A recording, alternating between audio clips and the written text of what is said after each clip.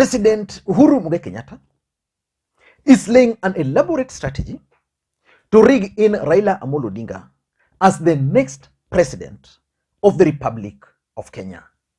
That's the latest gospel according to Musalia Mudavadi. Musalia Mudavadi is not your ordinary politician. Musalia Mudavadi is the party leader of ANC party, a Amani National Congress party. Number two, Musalia Mudavadi served as the chief campaigner during the last election for Raila Odinga. And currently, Musalia Mudavadi is one of the co-principals in the Kenya Kwanza Alliance, which means Musalia Mudavadi is not an ordinary politician. And therefore, whatever Mudavadi is saying must be looked into with another lens.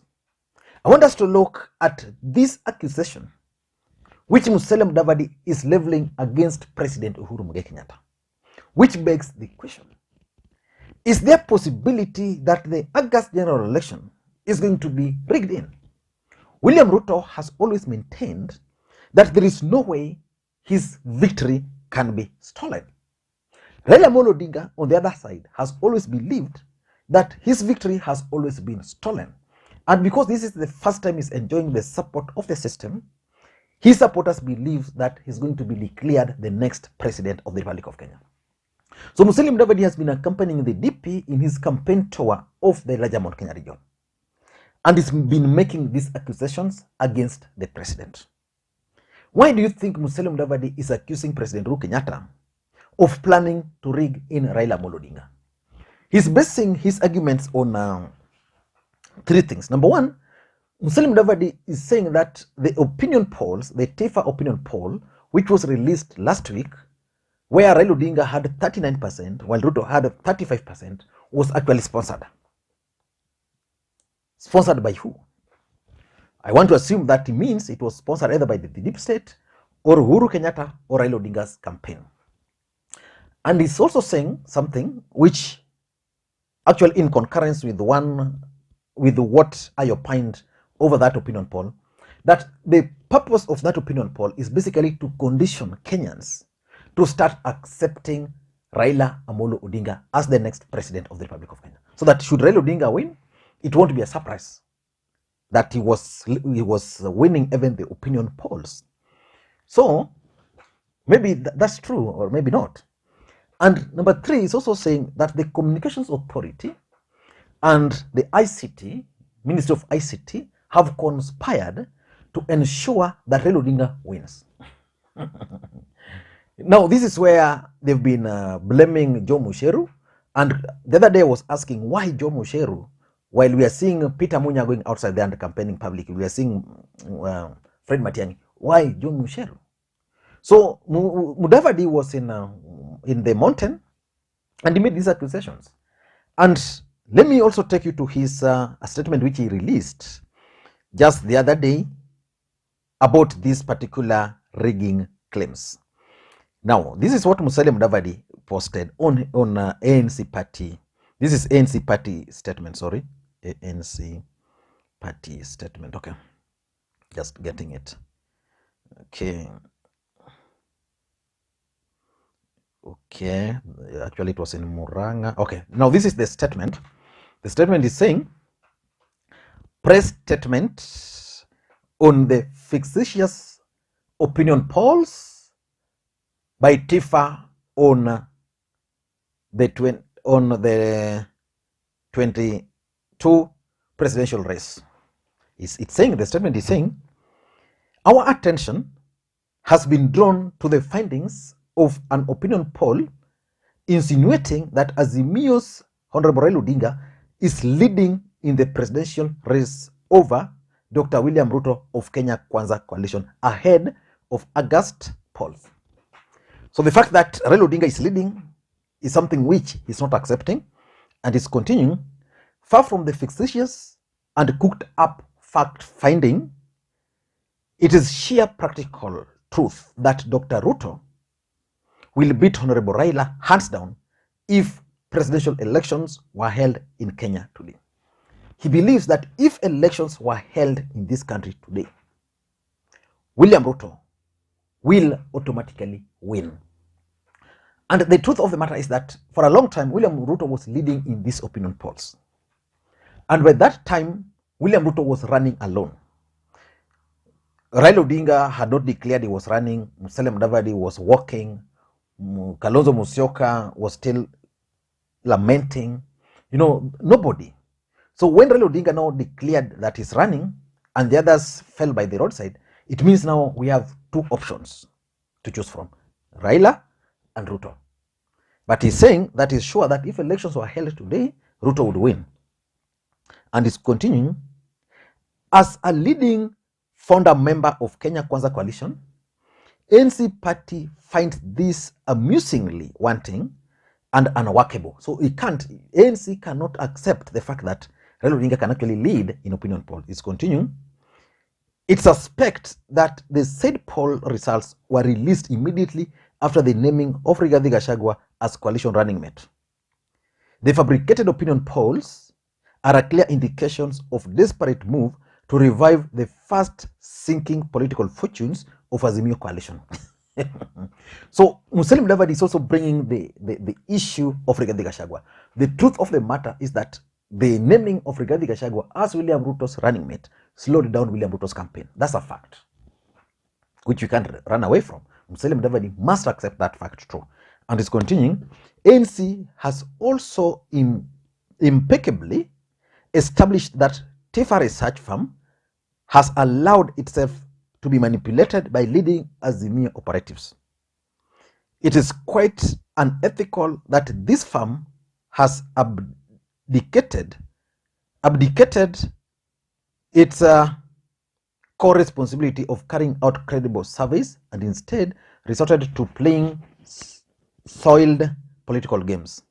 Fabricated polls will not alter the fact that William Ruto of Kenya Kwanza is the most preferred presidential candidate, signed by Simon Kamau, Secretary General. So the ANC party is actually talking about this and issuing public statements.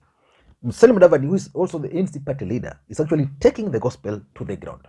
And the target ground is no any other place but President Uhuru Kenyatta's backyard.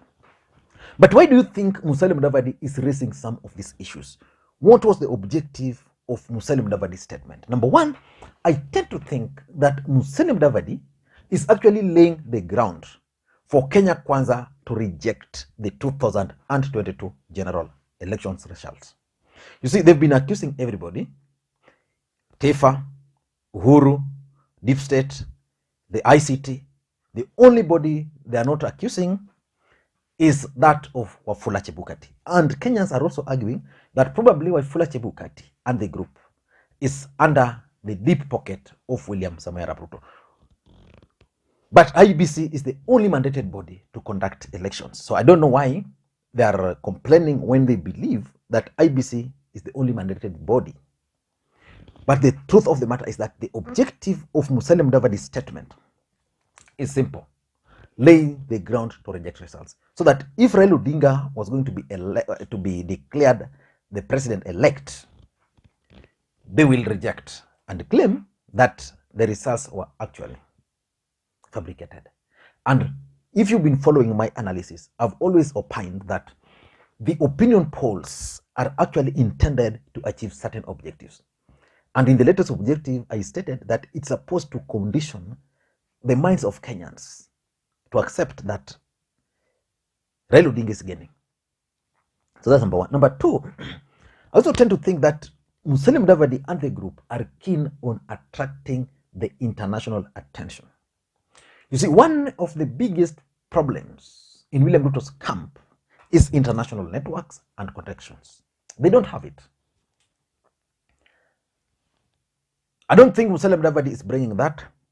Now you combine Rigathi Gachagua, a man who was just a DO under Kanu era, then you combine with Ruto, then that international connection is not there. Ababu Namwamba was appointed to try and recreate that international connection, but I don't think Ababu Namwamba is doing much after he left government. He was able to do it when he was still in government, But once he left the government, I think either the government is frustrating his moves or something else.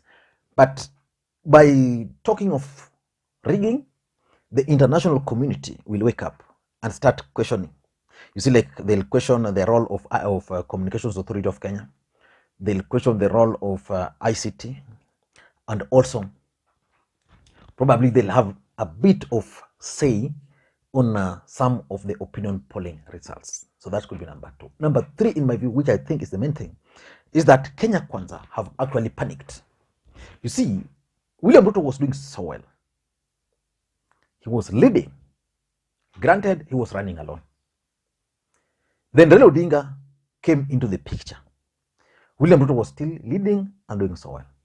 But Raila Odinga's figures actually shot up when he started campaigning. In fact, Raila Odinga's figures shot after he concluded the first Azimio county meetings.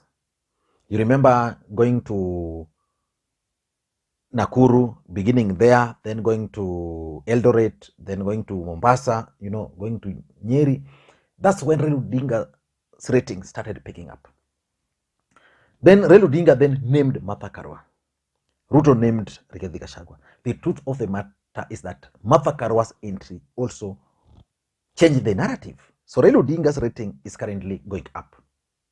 So Kenya Kwanza have actually now sensed panic. Because if opinion polls are saying that Raila Odinga is winning, whether they are true or false, the truth of the matter is that there are people who will be swayed by those opinion polls. The undecided. That if Raila Odinga is winning, then maybe.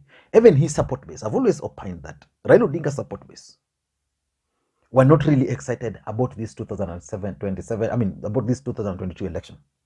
But the moment Raila Odinga was named, the moment it became clear that the president is behind him, now they are consolidating that support base because they believe now this is their last chance. So Raila Odinga is gaining. That's the truth. William Ruto is also losing the momentum due to several other factors, including early campaigns, stale messaging, things like those. The panic is now clear. Number four, in my view, I think it's also a strategy to assure their supporters that everything is okay. That the results of those opinion polls you are seeing should not sway you.